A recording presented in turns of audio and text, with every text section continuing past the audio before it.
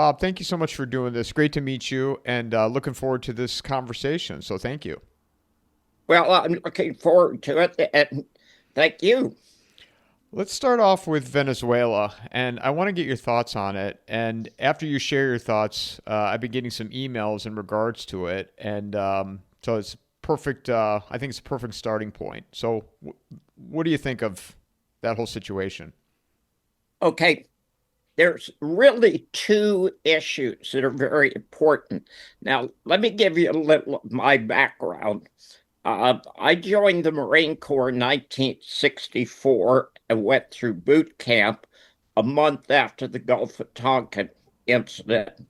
I went through boot camp in San Diego. I was 18 years old.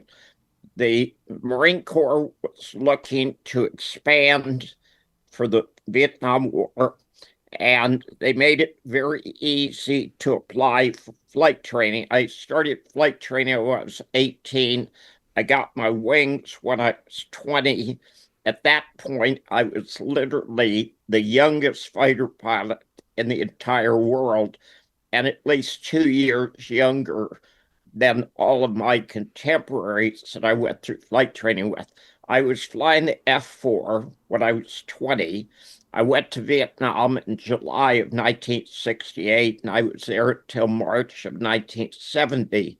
And while I was there, I flew 834 missions. So I am exceptionally experienced in real combat. Now, during the Vietnam War, 3.5 million American servicemen served in Vietnam. They served in Vietnam. They were in a combat zone, but they were not in combat. I was actually in combat, so I'm certainly qualified to talk about warfare. There are two very important issues about Venezuela. First is the United States committing war crimes. For some reason, somebody, probably Donald Trump, has decided they needed to attack small boats under the guise of them being drug boats and being part of some cartel, the name of which was actually made up by the CIA. Venezuela is not a big supplier of drugs to the United States. Colombia is, Mexico is, Bolivia is, Ecuador is, Honduras is, but Venezuela doesn't supply very much drugs to the United States.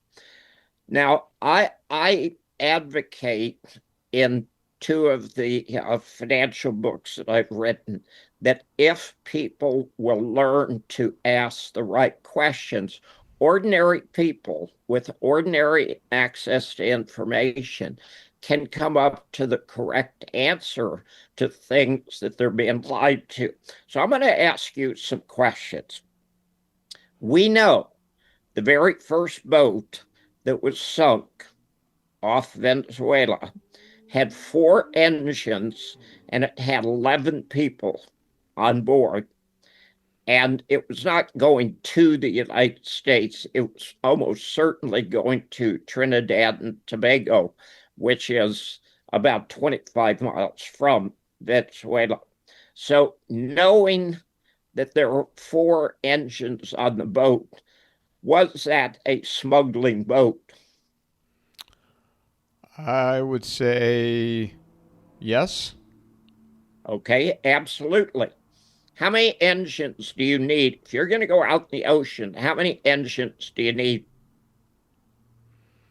You make me nervous. I don't want to answer wrong. Uh, at least two. Thank you. Strange enough, you're learning to ask the right questions, and when you ask the right questions, you come up with the right answers. If I was driving a boat from Venezuela to Trinidad, I would want two engines. But having four engines doesn't make anything twice as safe. So let's accept that boat was smuggling. Okay, if you're in a boat and you're going to travel 25 miles and you're carrying drugs, how many people do you need on the boat? 4 or 5. Why? I mean, depending how much cargo would be on there. Well, I guess you wouldn't even need that many because you'd have people that would be able to unload it when you got to your destination. So 2, Keep 2 or 3. Why would you not have just one person on the boat? in case something happens to that one person, then the boat would just be stuck. Nah, it's still the drugs. And if you had 2 people, they would think about stealing the drugs. A ton of cocaine down there, I'm told, is worth 25 million people. So if you had one guy driving the boat and a couple of people for security, you need 2 or 3 people. If you have 11 people on the boat and you know they're smuggling, what are they smuggling? They're not. They're smuggling people. Thank you. Oh. It was that simple. Okay. If you ask the right question, ordinary people can come up with the answer. If there were 11 people on that boat, they were smuggling people. Yes, there may have been drugs on the boat. However, we know they were smuggling people because of being 11 people on the boat. At $25 million per ton, a 100 kilos of cocaine is worth 2.5 million people. So would you rather carry cocaine or would you rather carry people? The answer is you'd rather carry cocaine. So I don't believe the story the American government is telling. So they come in, they fire a couple of rockets at the boat, and they blow up the boat, and they kill 9 of the people. Is it legal under international law to kill survivors in a shipwreck? No.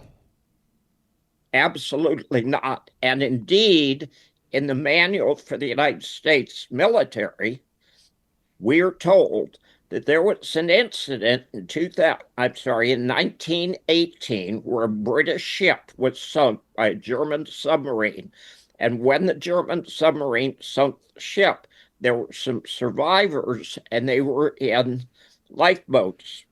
The submarine surfaced and machine gunned all of the survivors. After the war, the people who ordered that shooting were tried and convicted and went to prison. And that is the classic case that it's taught to the American military. And every person that ever went through boot camp, every person that ever went through officer candidate school, every person who ever went through military ROTC is taught about war crimes and the obligation to refuse illegal orders. Now, here's where it gets interesting. We know there was an initial attack by 2 rockets on the boat, and it blew up the boat and it killed 9 of the people. 41 minutes later, the admiral who was in charge of the attack ordered 2 more missiles to be fired, and they killed the last 2 survivors.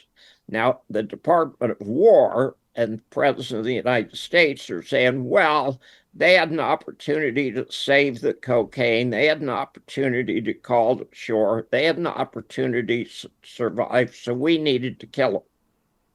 That is a war crime. At the very least, it is cold-blooded murder, and it is a war crime. Now, as a F-4 pilot in Vietnam and as a forward air controller in Vietnam, did I kill people?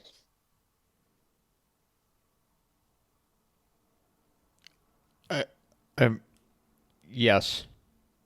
Absolutely. That was my job. Okay.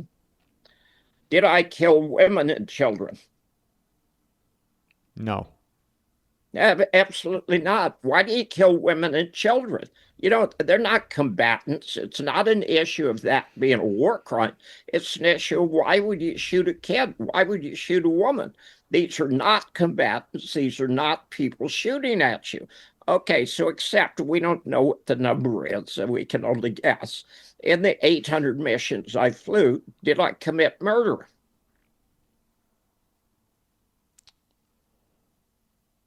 Um, no. No, I didn't. Did I kill people? Absolutely. Did I murder people? Absolutely not. These are people who were shooting at me. And this isn't an issue of whether Vietnam was a good war or a bad war. Vietnam was a very bad war. It was very stupid the United States got involved in the first place. We had no business there. The Vietnamese were never our enemies. We fought that war for the benefit of the military industrial complex.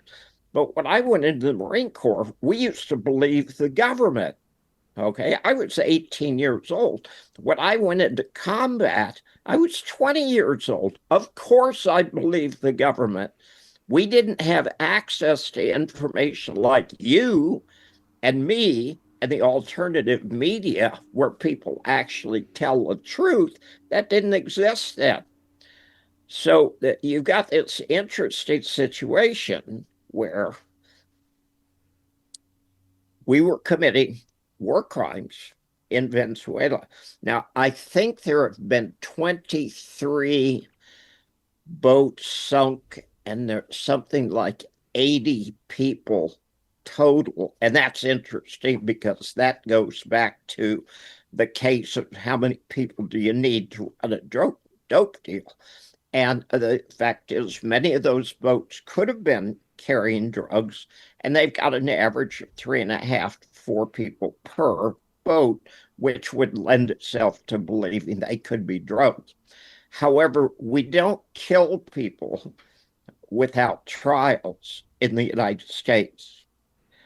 So let's go to the issue of attacking Venezuela.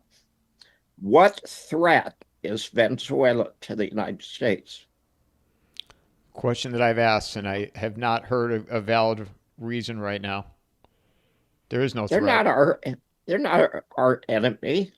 Uh, we consider Cuba an enemy, and you're not old enough to remember this, but I am.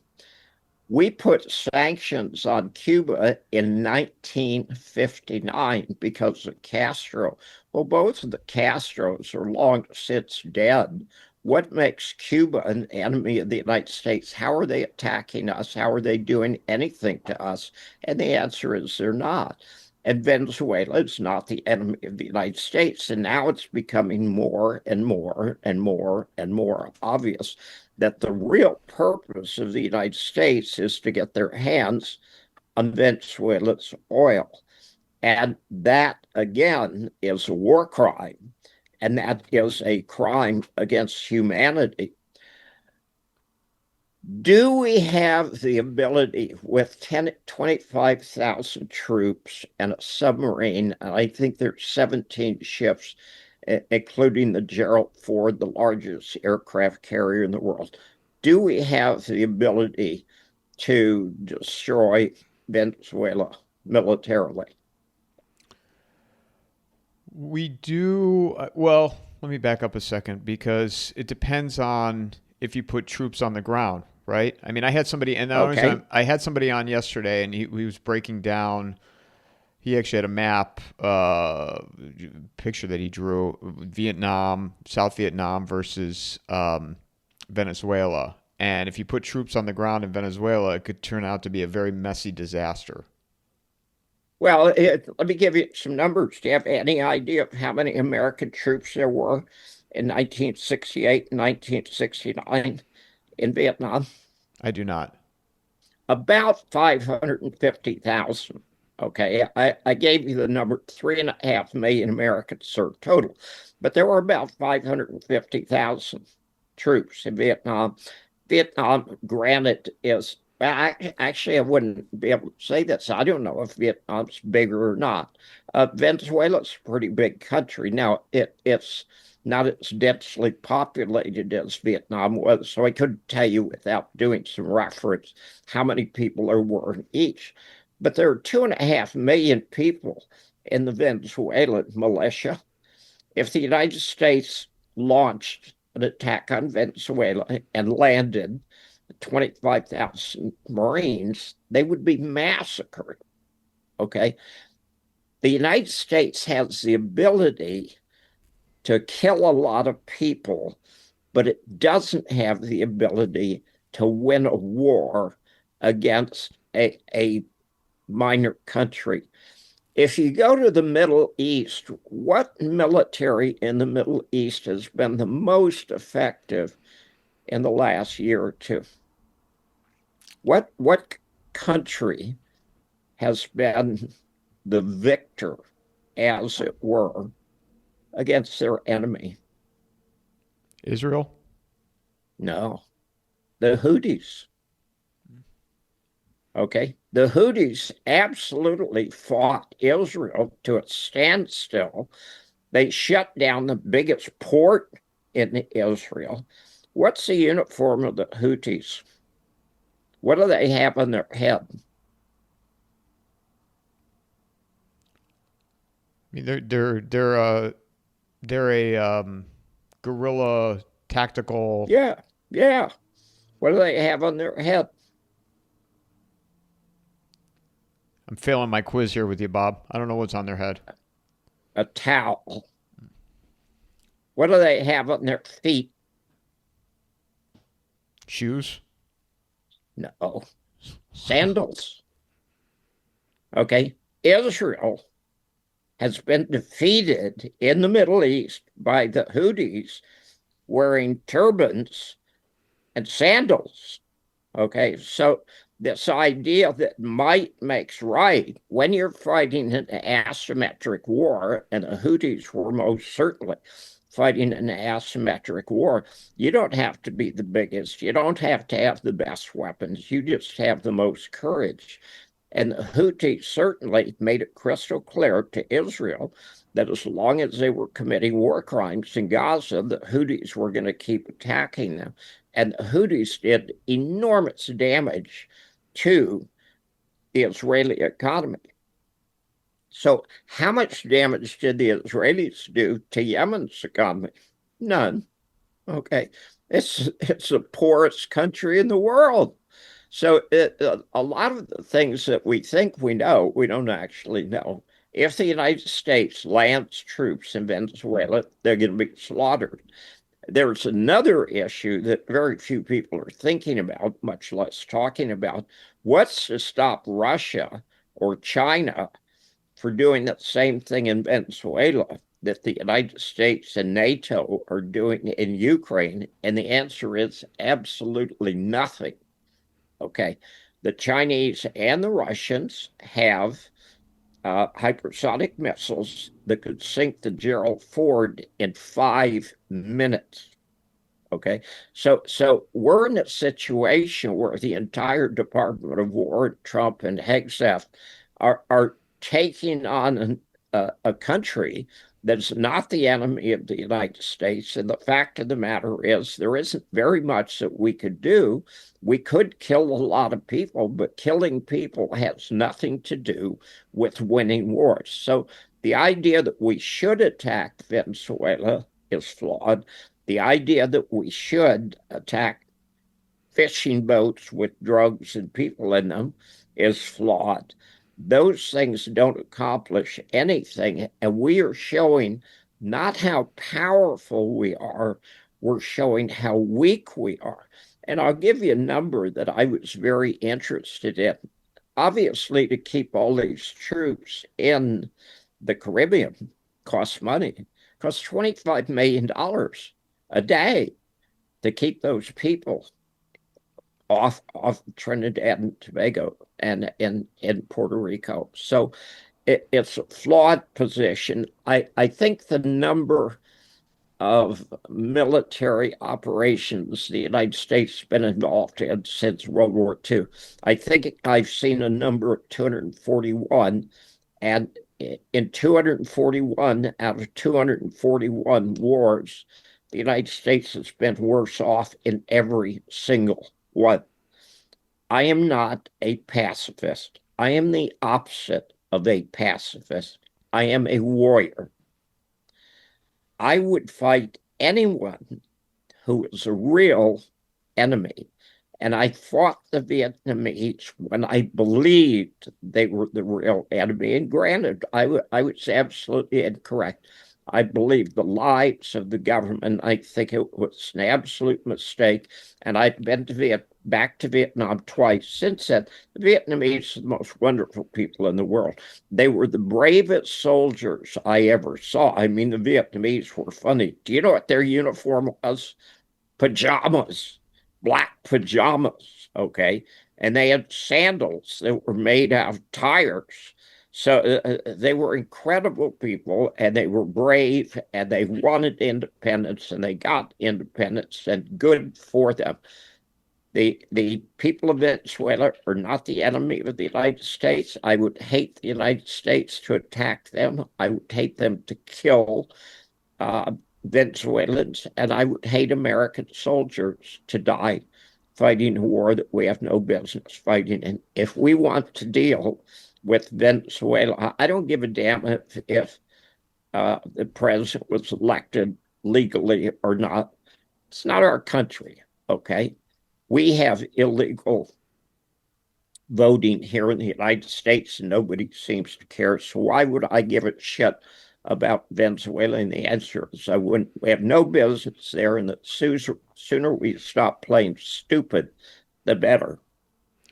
Yeah, you're touching on a lot of interesting things, and I want to ask you because I've had people reach out in regards to, and I'm seeing all the other stories about this, and in regards to like cartels, and why can't they just if the United States is that concerned about drugs flowing into the country, why can't you freeze the money? You're talking billions of dollars that are in Of course, financial institutions. Now, people have said to me, "Well, you're dealing with a lot of cash transactions." I have to believe no, some of it is sitting in banks. all of it's sitting in banks. Okay, here's the deal. Harvard teaches a 4-point uh, business problem determination and solution. The first point is what's the apparent problem. The second point is what is the real problem. The third point is what are all the possible solutions. And the fourth point is implement the best solution. So, what's the apparent problem with drugs in Venezuela?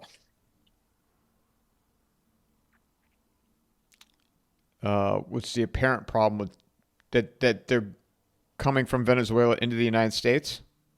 You're talking about some kind of cartel that the CIA invented.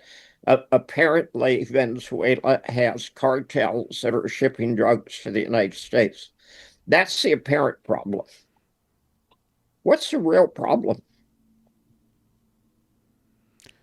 The United States government needs an imaginary war or needs some type No, of. no, no, no. Let me give you some more information. If I ask you another question, it'll make it easier to answer. Who's the biggest consumer of the illegal drugs in the world? Who's the biggest consumer of illegal drugs in the world? The What United, country? the United States? Thank you. Okay, it consumes something over 50%. Now, illegal drugs exist everywhere. Okay, you can go anywhere in the world. There's cocaine, there's fentanyl, there's heroin, there's morphine. Illegal drugs exist everywhere. But the United States, by far, is the biggest consumer of the illegal drugs. So the apparent problem is cartels bringing drugs into the United States. And the real problem is the United States is the biggest consumer of drugs. When a child in the United States starts kindergarten, when they go into kindergarten for the very first day, they have watched 18,000 commercials about drugs.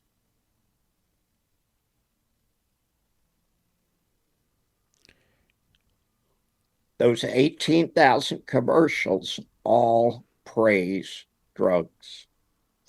We have a drug problem in the United States because from birth, American children are told how wonderful drugs are. Any problem that you've got whatsoever, drugs can make them go away. So we've got an addicted society, and we've got a military industrial complex, and the banking system would certainly be part of that sees benefits. I don't know how big the industry is. I think I've seen figures of $500 billion a year in illegal drugs. It's a big industry. And the fact is, nobody wants to really stop drugs. If the DEA, if somebody went to the DEA and said, we got a pill that would stop drug addiction tomorrow, would the DEA allow that drug to be used? Absolutely not.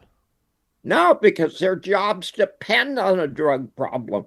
Okay, we've got a drug addiction society that depends on illegal drugs coming into the United States. Now, in the case of Venezuela, it's a total false flag. Venezuela is not a major part of drug distribution in South America. There's so many countries that are far deeper involved. Now, I could prove it through facts and logic that drugs have nothing to do with the United States and Venezuela, with news that came out last week. The former president of Honduras was arrested, tried, and convicted of smuggling drugs and protecting drug cartels. And he was sentenced to a 45-year sentence. Now, I'm going to presume it was more or less a fair trial, okay, in the United States. What did Trump just do with this criminal? Pardoned him. Yep. Now, if you're concerned with illegal drugs, why would you pardon one of the biggest criminals in the illegal drug industry? And the answer is it's political. It has nothing to do with drugs.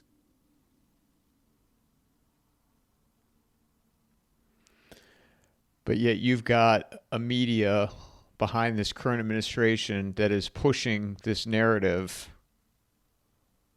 of cartels, drugs, and voting machines. Okay. If the government tells you 100 things, how many of them are lies? 100.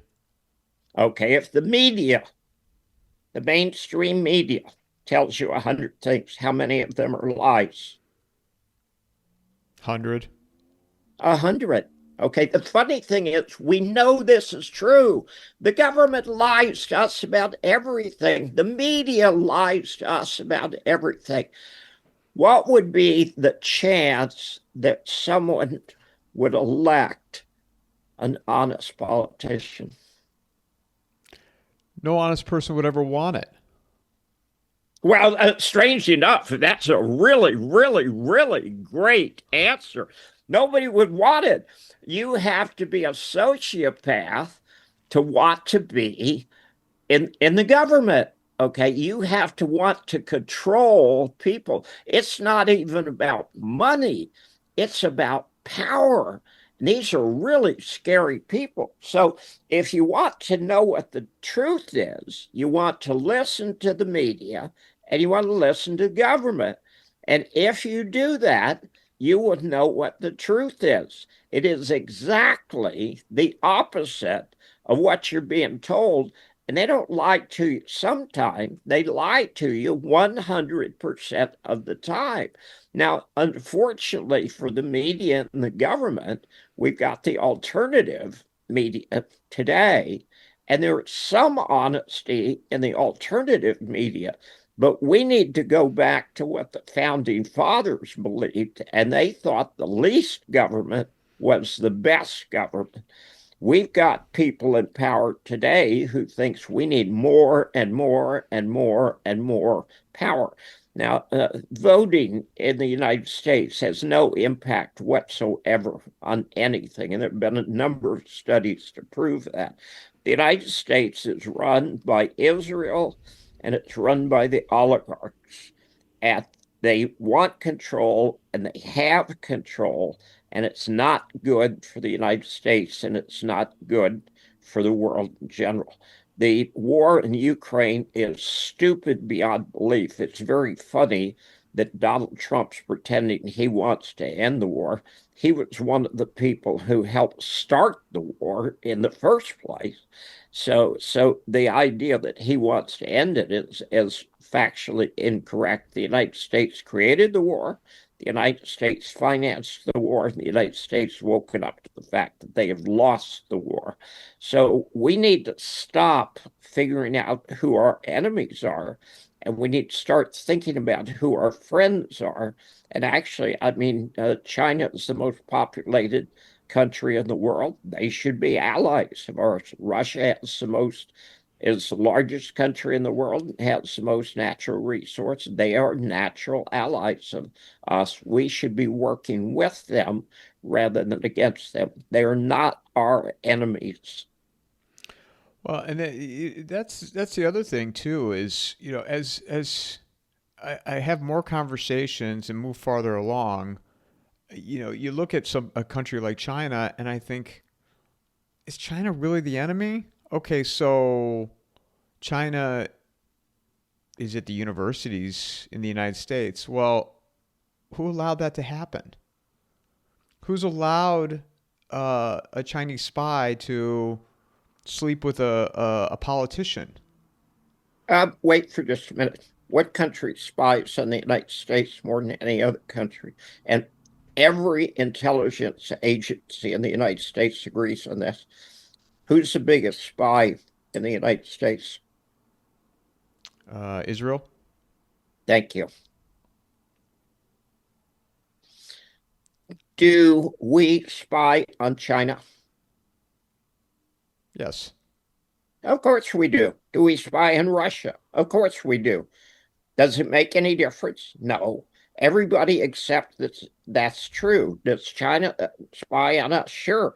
But the funny thing is, the Chinese, when they find something the United States is doing, their first reaction is to laugh. The Chinese technology and the Russian technology is absolutely remarkable for the size of their economies. I was flying the F-4, which was the hottest fighter in the world in 1967. Okay, I was 20 years old, and I can tell you some things like the F-35. The F-35 is a total piece of crap. Supposedly, the United States bombed Iran with the B-2, and I'm going to guarantee 100% they did not bomb Iran with the B-2, because if the B-2 had gotten within 50 miles of Iran, Iran could have shot it down. So we're being lied to about everything. And the idea that we have the best technology in the world and the best management in the world and the best scientists in the world is absolutely rubbish. We used to, and we've given it all away. We created the Chinese economy. We shipped all of our jobs to China. And they capitalized on that by reindustrializing their own country What a and great idea. What a wonderful, wonderful idea. We have advanced China faster than any country in world history, and we gave it to them. So to argue that China's the bad guy because they've industrialized and they've raised the economy and the quality of life of their citizens, doubled or tripled their GDP. Of course, how wonderful. But they are not the competition to the United States. The United States is competing with itself. We need to cut that out. Well, and then you get the people that will respond to that and say, "Well, China, they're a communist country," and I So, but are they anymore, Bob? well, to the extent that there are things that I disagree with, I am a equal opportunity anarchist. I despise all governments equally. And I'm unhappy with the surveillance. I'm unhappy with the control the government of China has over their people. But I'm not Chinese, okay? It's their country. They get to do it the way they want. Some of the stuff, like saying they're communists, now, Vietnam absolutely has a communist government, far more so than either Russia or China. And I've been back twice, and it is a wonderful country. The people are doing fabulous economically. And as far as whether they're communists or not, who gives a damn? Yeah, well, and if people think the United States is a free republic, they're very naive. Well, the United States, the UK, Germany, Germany has been debanking executives in the right wing party, the ADF, because they don't like them politically, because they're popular politically. The UK has arrested 7,000 senior citizens, most of whom were doing nothing more than holding up a sign supporting Palestine. The degree of totalitarianism in the United States, in the UK, in France, in Germany is absolutely staggering, and it's very scary. And strange enough for your viewers, everyone should be familiar with the book called The Fourth Turning. It was written, I think, in 1998, and the two authors of the book predicted there would be a crisis phase that would start in 2005, 2008, and last about 20 years. And we're in the crisis phase now. Okay, one of the things that they predicted was a lot of governments would go to full blown totalitarianism.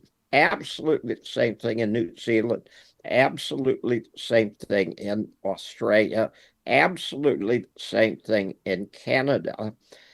And it's very predictable. There's a shift in the balance of power from the debt-based system of the West to the resource-based system of the East and the South. It's very predictable. It started in 1492 when Columbus discovered the Bahamas.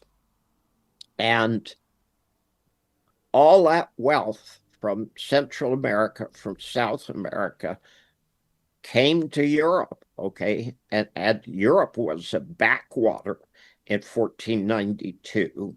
And it created this enormous power shift where the UK was the most powerful country in the world and controlled like 40% of the world at one point in time. Well, we are in the same place that Rome was around 300 AD or 400 AD. The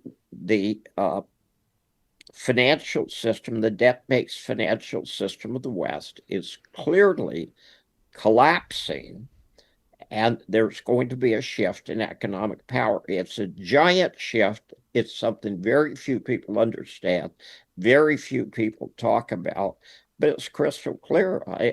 The debt-based system of the West is over. Yeah, and I think that, and this is also, how many people could handle this conversation that we're having right now, and the blissfully unaware. I still feel like the majority of people, Americans, are blissfully unaware of where we're at now. Um, where does this, where does this go in your view then in the short term of the debt based system? How long can they keep kicking this can down the road? Another week or two. Okay, there are things going on, and we've corresponded about this.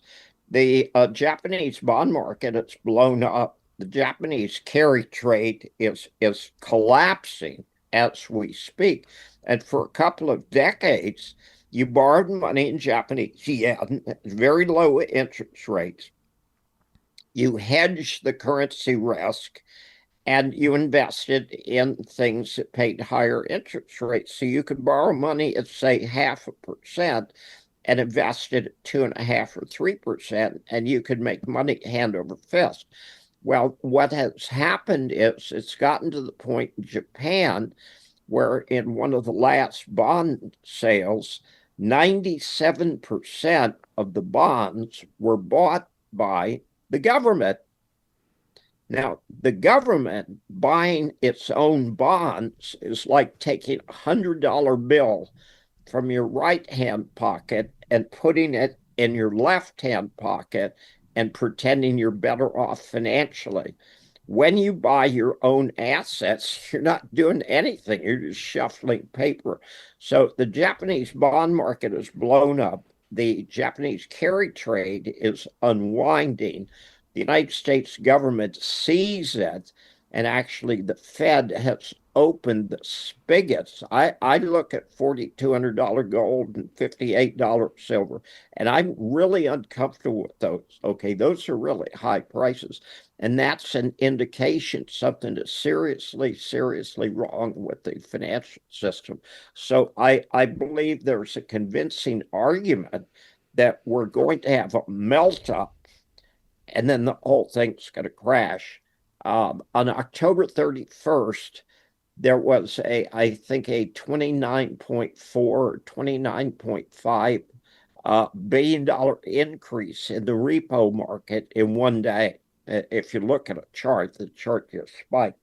Uh, the repo market blew up in September of 2019, and we know what happened 6 months later in March of 2020. We had a crash of everything. So I think the repo market's blowing up in the United States. The Japanese carry trade is blowing up. Japan is going to be a giant vacuum cleaner, sucking assets back into Japan. Long term, it's going to be the kiss of death for the dollar. It could easily reflect into hyperinflation. Short term, we could have the Bitcoin go higher. We could have the stock market go higher, but it's a very dangerous thing. What happens if you pick up a balloon, you start blowing into it? It just gets bigger and bigger and bigger until it pops. Okay, thank you. It's that simple. And that's exactly what's going to happen. You can blow money into the financial system, but sooner or later it's going to blow up. Who will pay the steepest price for this? What generation? The youngest generation, and I should feel guilty here. I'm a boomer, and quite bluntly, my generation is absolutely screwed the three generations after me. And I look around at young people today, and they are totally oblivious at what's going on. There are some things that are so dangerous that nobody even talks about. Italy, Japan, South Korea, France, the United States, the uh, the number of women having children, okay, has declined to the point where those societies are going to collapse in 20 years. If you want to collect Social Security, you want to encourage your neighbor to have children because their children are going to be the people paying your Social Security. And nobody thinks about it, nobody talks about it. Japan and South Korea are in the worst shape. I mean, they are in dreadful, dreadful, dreadful shape because they got more people over 65 than under 18. But it's going to happen to Italy, it's going to happen to the UK, it's going to happen to France, it's going to happen to the United States. Well, and I also think that young people are looking at the system, excuse me, and not wanting to participate it, understanding that college for the cost of it is not worth it to them. Working a corporate job and paying taxes and paying Social Security for something that they're never going to collect, they don't want to do it. So more of Well, them. here's what we've done. We've lied to them. I just came across with a number that surprised even me that 23% of American adults are college graduates. When I was a kid, we were told you need to go to college, get a good job, and have a good secure income. Ford Motor is paying automobile mechanics $130,000 a year, and they can't hire them because there aren't enough of them. I have close friends who have children who are in their teens right now, and I'm telling them, you need to forget they everybody has to go to college nonsense, and you need to learn a skill that it actually has some value. We're teaching people the wrong skill set, and it's going to have an expensive price. The My friend Matt Smith wrote a book in regards to with Doug Casey in regards to his son called The Preparation, and he's got him on a. Bingo, bingo, bingo. I can't believe you know that. I got that book for some friends of mine and said, you need to read this. That kid was working on mining projects as a drill assistant, I think when he was 17 or 18 years old. He was doing incredible things. That is a brilliant book. You need to talk more about that. I've had so Matt Smith's a friend of mine, and he comes on my show a lot, and so he'll be back on I think again next week, and Matt Bracken, who I had on yesterday, Maxim, Matt's son, is was learned how to sail, and that was on a recommendation from Matt Bracken, and so yeah, for people that haven't, I've talked about the preparation a lot on here, but I try to explain this to my friends that have kids and sons, and they still think that their kids need to go the traditional college route. And I don't know you need to do that anymore. And the life skills that Maxim's accumulating. And he's still young. Well, the cost of college absolutely does not pay for it. I got out of the Marine Corps in 1970 and I had the GI Bill, but I went to the University of Texas and I think it cost $60 a semester hour. And I went to Southern Methodist and I think that cost $200 a semester hour. I never felt that college was expensive. I went to the University of Texas. I went to Southern Methodist. I went to Columbia. And there was no point in time there in which I felt that was some kind of giant financial burden. You could afford to go to college 60 years ago. Well, now we're in a situation where a year of college could cost you $100,000 in real money. And that's very common. I have two exceptionally close friends who are doctors, a couple, and they have a 16-year-old son. And I had them get the book for exactly that purpose. He's at loose ends because he's not certain of what he wants to do. Well, he's got an older sister. She wants to be a doctor, and she will be a doctor, and she starts med school shortly. And he's got a middle-aged sister who wants to be a veterinarian, and that's something that you need college education for, but he doesn't particularly have something college related. And certainly with AI is going to kill the college system because you're just not going to need it anymore. And I'm not a fan of AI at all. Okay, I'm exactly the opposite. I think AI is going to make a lot of bad decisions and stupid decisions, but it's going to take a lot of things like writing computer code and make that dead easy to do. So it's going to eliminate a lot of high paying jobs. I've got a 2-year-old BMW, and it was amazing to me how many features they had that clearly are aimed at vehicles being self-driving in the next couple of years. So some of the things like automobile mechanics, that was a common occupation when I was a kid. It's very rare now, but it's so rare that Ford Motor can't even hire people. People are going to need to learn how to sail. They're going to need to learn how to cook. They're going to need to learn how to work a drill rig for a mining project, for an oil project. AI is not going to help those. So you are exceptionally lucky, and tell him I was really impressed with that book, just absolutely. And it was very valuable for me to talk to my friends and have them buy the book. I'll let them know. And I tell you the other profession that, and I still have never met anybody that does it. But if in hindsight, looking going to if I was going to do things differently, I'd be an elevator repairman.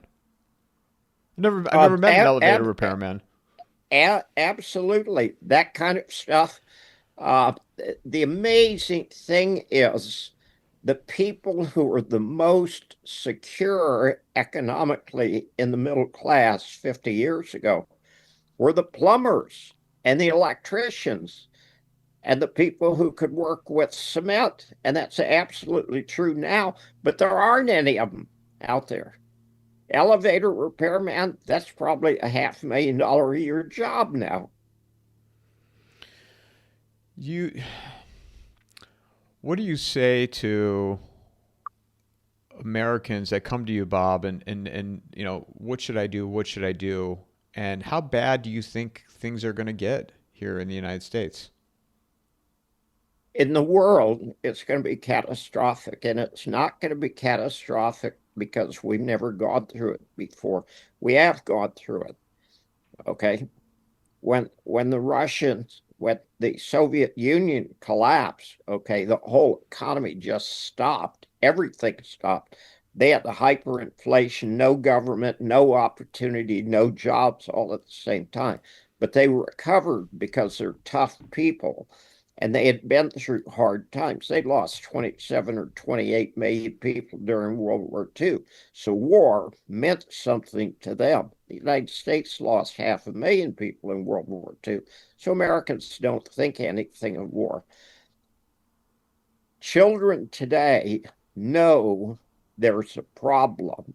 They know things are not right, but the leadership quality in the West is just absolutely dismal. I talk about the EU, and I think all of the presidents and prime ministers are a bunch of chihuahuas.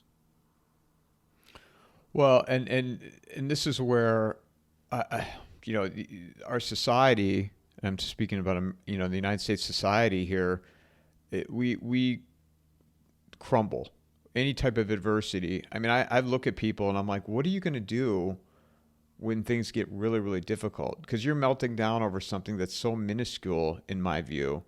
And I don't think people can handle it. And to your point of what you said earlier, we are people that are on drugs, antidepressants, young people getting on, younger and younger and younger.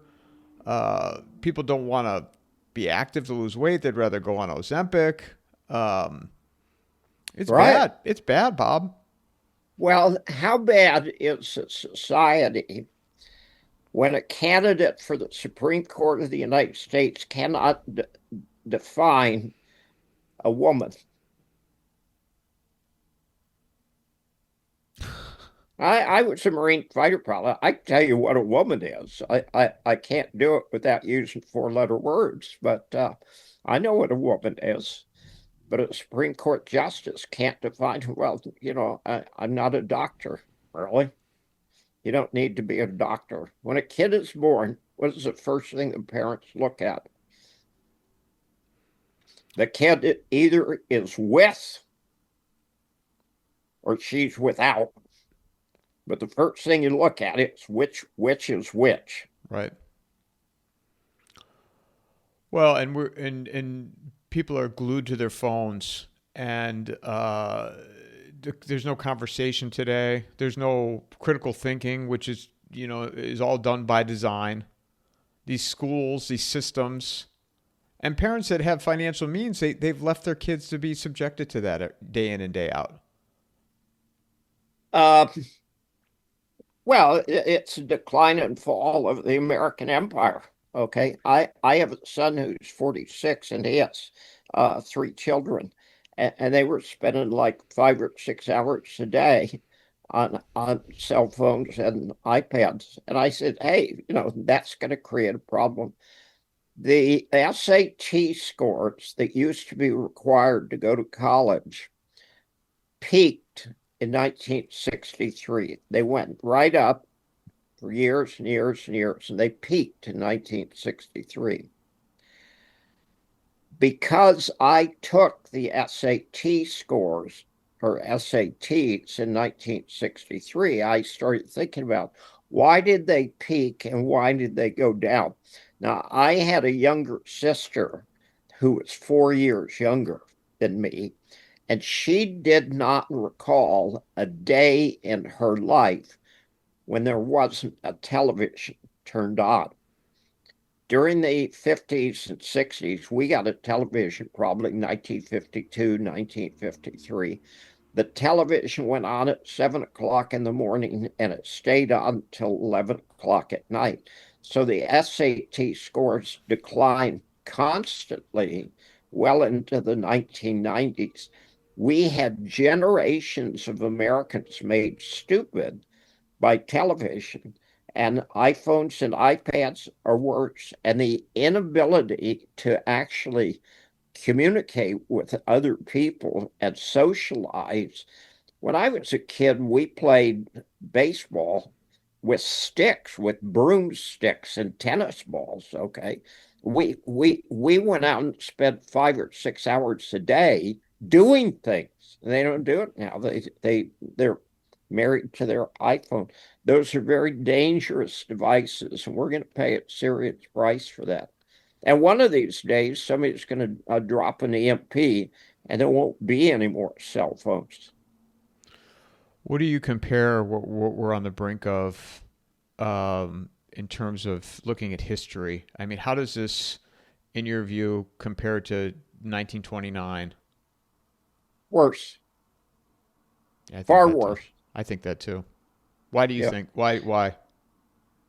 Um, there's some differences and some similarities. Okay. The intelligentsia and the oligarchs in 1928 and 1929 knew something bad was coming and indeed made enormous fortunes during the Depression. The average guy on the street had no clue whatsoever because he didn't have access to the information. Today, everyone has access to 1,000 times more data, but 90% of the people will ignore it.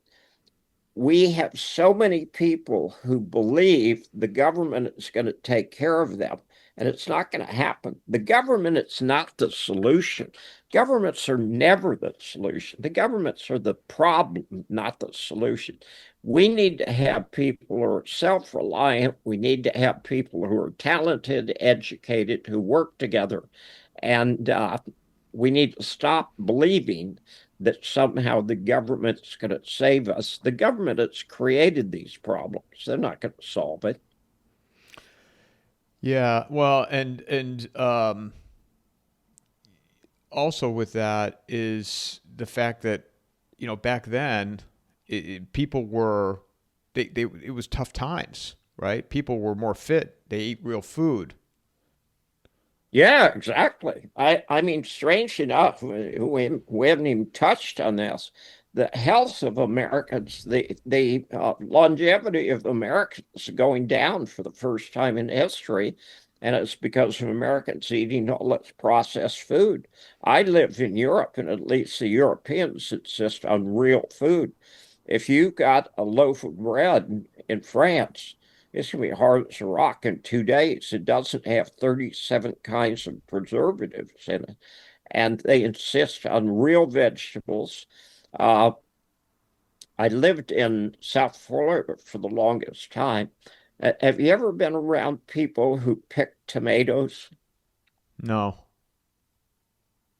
Tomatoes are picked green, and they put them in crates and they load them into trucks, and then they drive the truck into a sealed unit and they gas the tomatoes, and the gas makes the tomatoes red. When you eat a tomato in the United States, you are not eating a ripe tomato. You are eating a green tomato that tastes like, looks like it doubles as a billiard ball if you want it to, but they're not real tomatoes. Europe wouldn't dream of using margarine. Everybody uses butter. The bread is fresh and it goes off in a day or two.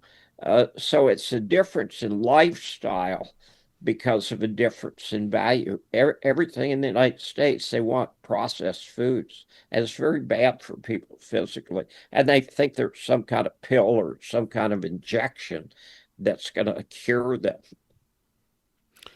I've also said, I was just talking to a friend of mine on the phone yesterday, and I said, I believe in 1 year from now, 2 years from now, this country is going to look drastically different than it does today.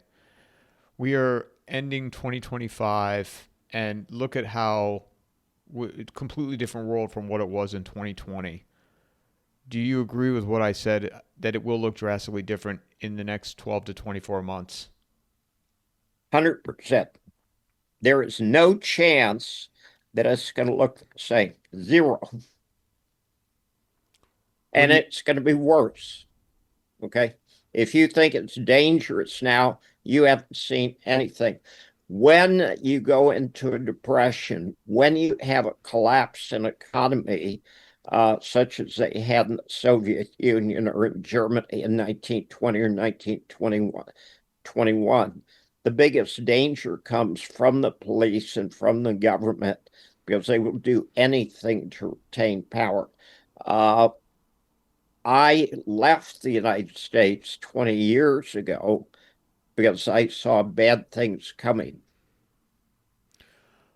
Yeah, and that was, referencing Matt again. He was on an interview a couple weeks ago where he was talking. He's talked about it before that, the administration keeps referencing the enemy from within, the enemy from within, the enemy from within, because it's easier to go to war within the country than it is abroad, right? And Uh, I don't know if we'll have a revolution or we'll have a civil war, but we're going to have one of them. Americans are not prepared for hard times, and they need to prepare. where can people find you, Bob? Right here. I'm right here at my computer. I got a website, 321gold.com. I've written a dozen books. I've written fiction. I've written nonfiction. I've written an autobiography. I've written about war. I've written about delivering airplanes all over the world. I've written a couple of financial books that are very, very germane right now. And if they go to Amazon and put in Robert Moriarty, uh, there's a book for everybody. And actually, I'm a very funny writer. What do you have on plan on tap for 26? Uh, I'm prepared. I'm going to sit. I'm going to wait. I know bad times are coming. I'm prepared. I do everything in my power to help my friends prepare. And I'm running into more and more people who understand there is a crisis coming. They don't necessarily know what the solution is, but they know a crisis is coming. And that's a very important move. Bob, I appreciate this. Merry Christmas, Happy New Year, and love to have you back on because God knows there's going to be a lot of things to talk about. Well, thank you. I am thrilled to hear somebody who knew that book and the author. I met Doug Casey easily 30 years ago. I've got a lot of admiration for Doug. I just wish his writing was more current. We're about the same age. But that book is a really important book, and it's a book that I wanted to share with my friends who had teenage children. Yeah, Doug, I've had on here a few times. Matt has become a friend of mine. I would say a mentor to a certain extent. Maxim, great young man, and I'm just very thankful to have those guys. Not one come in my show, but also that I can lean on for conversation. So, Bob, I look forward to our next chat. Super deal. Thank you very much. I appreciate it. Mic drop.